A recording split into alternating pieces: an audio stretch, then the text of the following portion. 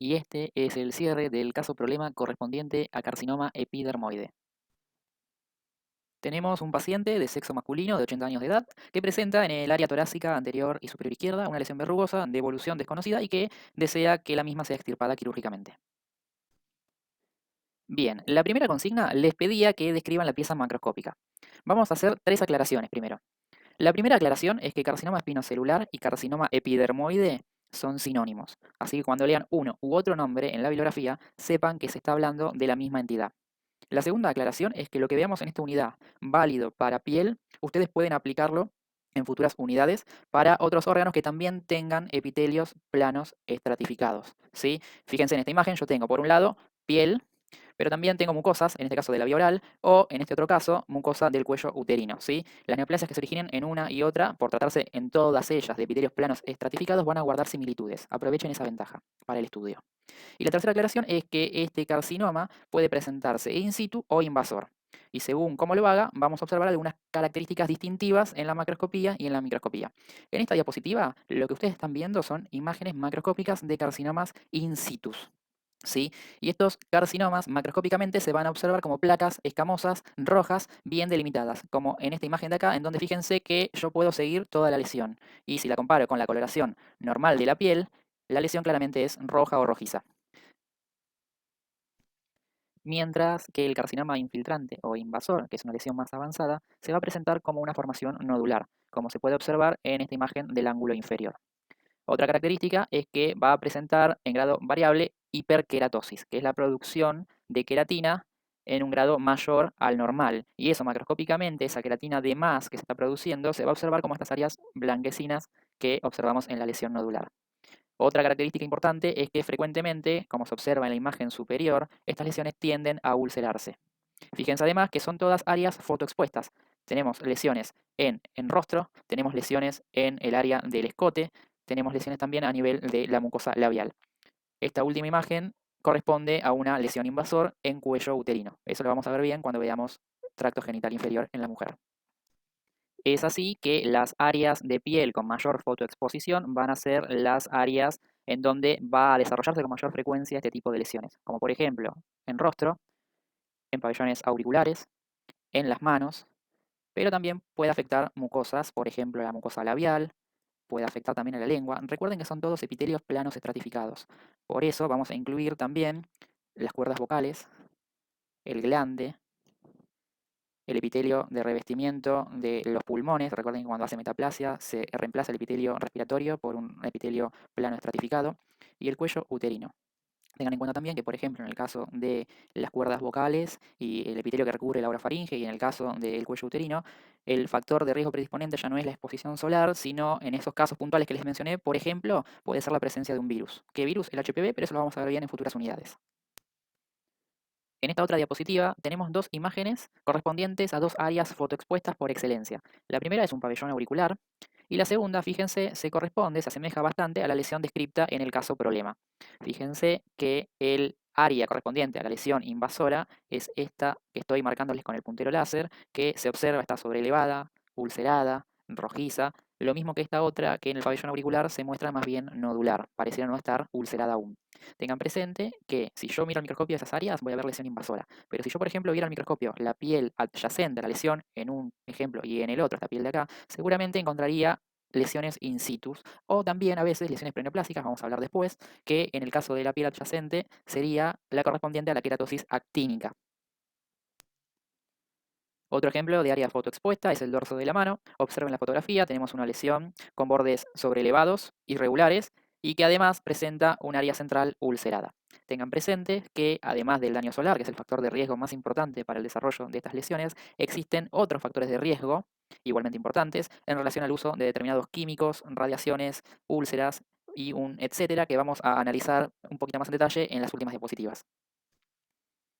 Pasando a la segunda consigna, ahora se les preguntaba por el aspecto microscópico de esa lesión. Fíjense que a nivel central, en la fotografía microscópica, tengo un área de piel conservada. Fíjense que la capa de queratina no está engrosada y que a nivel de la capa basal puedo limitar aún el límite del epitelio. Pero ¿qué ocurre por debajo hacia la dermis? Veo que se están extendiendo estos nidos y cordones de células atípicas y los mismos a su vez están acompañados, fíjense en este sector que les estoy marcando, por un infiltrado inflamatorio peritumoral porque está alrededor de la lesión, bastante importante. Si observamos con mayor aumento y prestamos atención, vamos a ver que dentro de estos nidos tumorales comienzan a aparecer las figuras de mitosis y que las células que conforman cada uno de estos nidos presentan un citoplasma eosinófilo. Otra característica que podemos apreciar es que las células van a aparecer separadas levemente unas de otras y que en el espacio que queda entre ambas van a comenzar a aparecer estos pequeños pelitos o líneas paralelas que podemos compararlos, por ejemplo, con los peldaños de una escalera y que se van a corresponder con las uniones intercelulares de los demosomas. Cada uno de esos pelitos, cada una de esas líneas es una unión entre una célula y otra. Y es una herramienta que nos va a servir para graduar histológicamente este tipo de tumores. Otra característica que pueden observar en las áreas de invasión es la presencia de estos ovillos eosinófilos carentes de núcleos concéntricos que están formados por queratina y que se llaman perlas córneas. La presencia de estas perlas córneas, junto con la presencia de las uniones intercelulares que vimos en la diapositiva anterior, nos va a permitir graduar a los distintos carcinomas epidermoides según su diferenciación histológica, la cual va a ir de lo bien diferenciado en un extremo a lo indiferenciado o anaplásico en el extremo opuesto. Ahora bien, ¿de qué hablo yo cuando digo que algo es bien diferenciado o indiferenciado? Estoy hablando de cuánto se parece o no al tejido que le dio origen. Y en este caso, ese tejido va a ser la piel normal.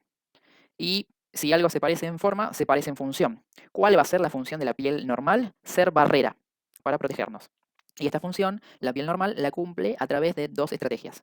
Por un lado, produciendo queratina, que se acumula en la superficie, como si fuera una especie de barniz protector.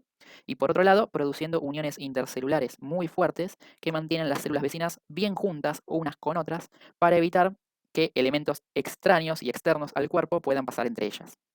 Es así que si un carcinoma epidermoide es bien diferenciado, va a parecerse en forma y en función a la piel normal. Es decir, que va a seguir produciendo uniones intercelulares y va a seguir produciendo queratina.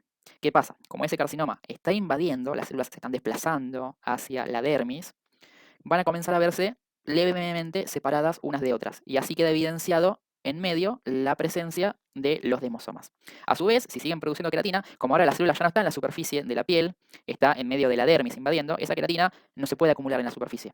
Queda acumulada en la matriz extracelular. Y es así que comienza a formar estos ovillos. Después, a nivel de las células, cuando el tumor es bien diferenciado, se parecen a las células del estrato espinoso de la piel. Es decir, que van a ser poligonales. ¿Por qué? Porque están unidas a las células vecinas por estas uniones intercelulares. Eso les da la forma poligonal. Ahora, cuando el tumor se vuelve indiferenciado, va perdiendo esas uniones intercelulares y la célula deja de ser poligonal y comienza a ser redondeada. De igual manera, lo que es bien diferenciado y está unido a células vecinas va a formar nidos o cordones de células, mientras que en los tumores que son indiferenciados o anaplásicos voy a ver la presencia de células redondeadas sueltas.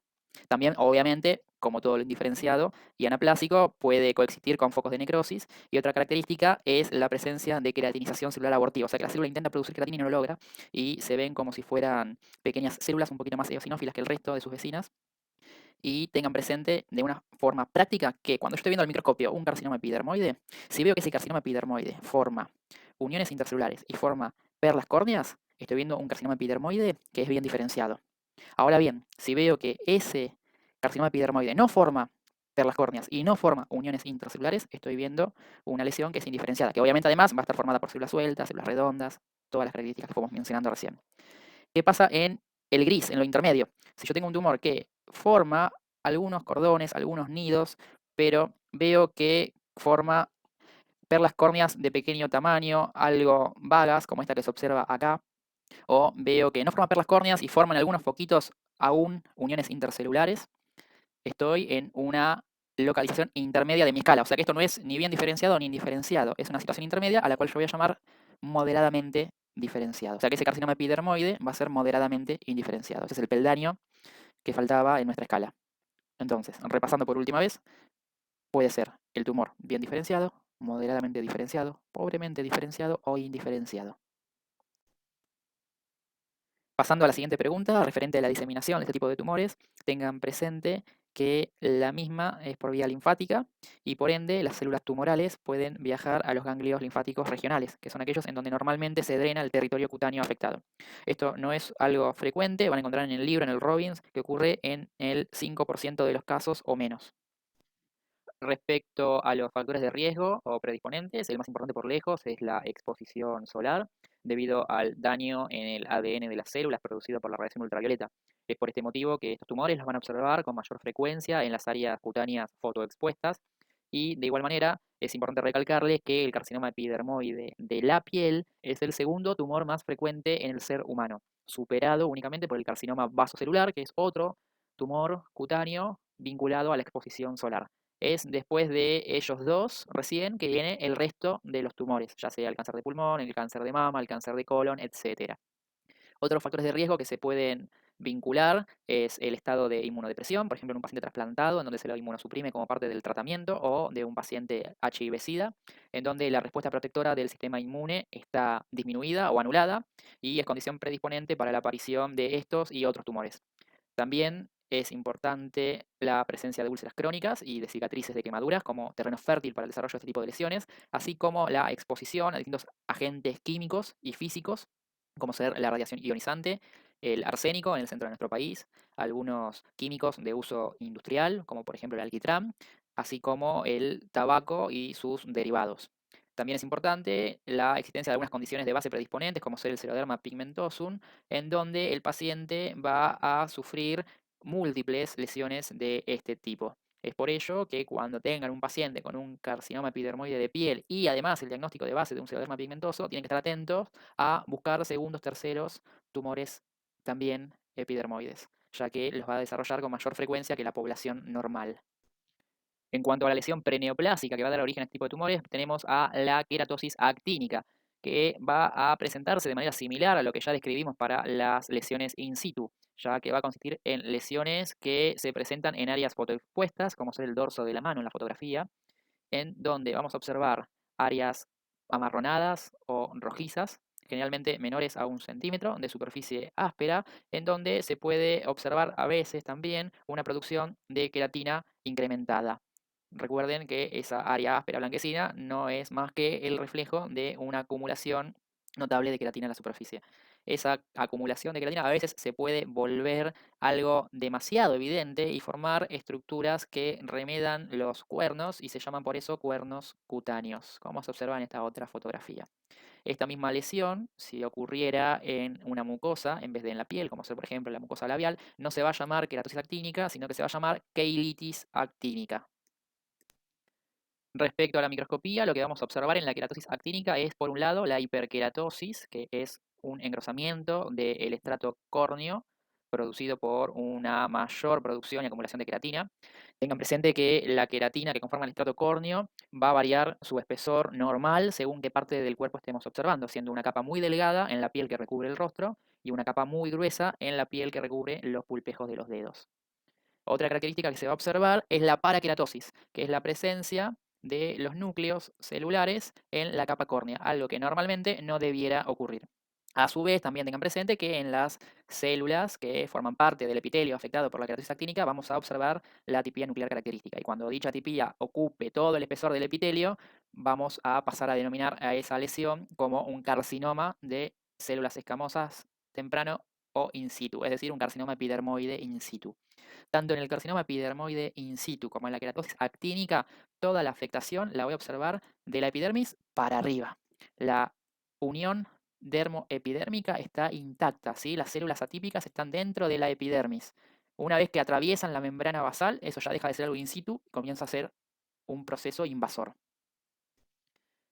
En la queratosis actínica, al igual que en las neoplasias in situ e invasoras, además de la lesión propiamente dicha, se pueden ver algunos cambios en la dermis adyacente a la lesión, como por ejemplo ya mencionamos el infiltrado inflamatorio.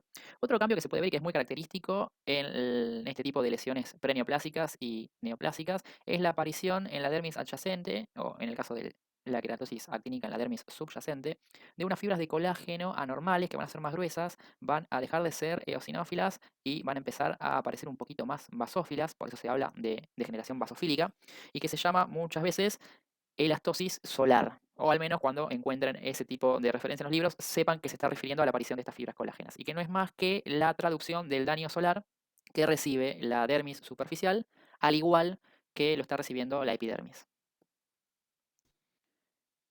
Para concluir, una lesión que deben incluir dentro de sus diagnósticos diferenciales cuando estén evaluando la posibilidad de un carcinoma epidermoide es el queratocantoma, que además de ser un diagnóstico diferencial, es una lesión controvertida, debido a que van a leer algunos autores la consideran como una variante de un carcinoma epidermoide bien diferenciado, mientras que otros autores la consideran como una entidad diferente.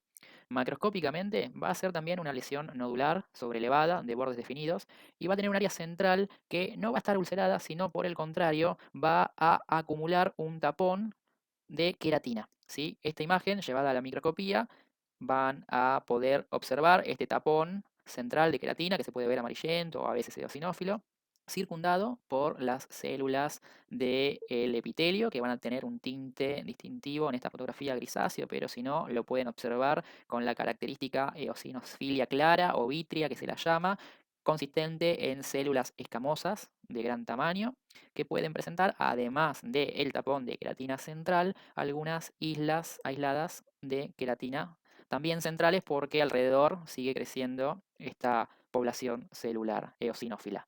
Este tipo de lesiones, además, desde un punto de vista clínico, se caracterizan por presentar un periodo de crecimiento rápido y muchas veces suelen regenerar de modo espontáneo. Por eso está discutido por algunos autores si representan o no un estadio dentro de los carcinomas epidermoides o bien si se trata de una lesión completamente distinta, pero que, como acaban de ver, tanto en la macro como en la micro, se va a conformar por muchos elementos similares que también observamos en los carcinomas epidermoides. Por eso hay que tener mucho cuidado. Tengan en cuenta que algo característico en la macro y en la micro es esta forma de copa también, que guarda cierta simetría respecto al eje central, ya que esta mitad es superponible, es equivalente a esta otra mitad de la imagen. Por demás, no se suelen observar figuras de mitosis, no se suele observar ulceración, no se suele observar necrosis. Todo esto me permite diferenciarlo, al menos sin problemas, de un carcinoma epidermoide pobremente diferenciado o indiferenciado. Tengan en cuenta siempre el diagnóstico diferencial entre queratocantoma va a ser con el carcinoma epidermoide bien diferenciado. Como les comentaba en la diapositiva anterior, son lesiones que crecen rápido e involucionan espontáneamente y que tanto en la macroscopía como en la microscopía van a presentar elementos compartidos junto con los carcinomas epidermoides bien diferenciados, por lo cual es difícil a veces distinguir una de otra. Muchas gracias.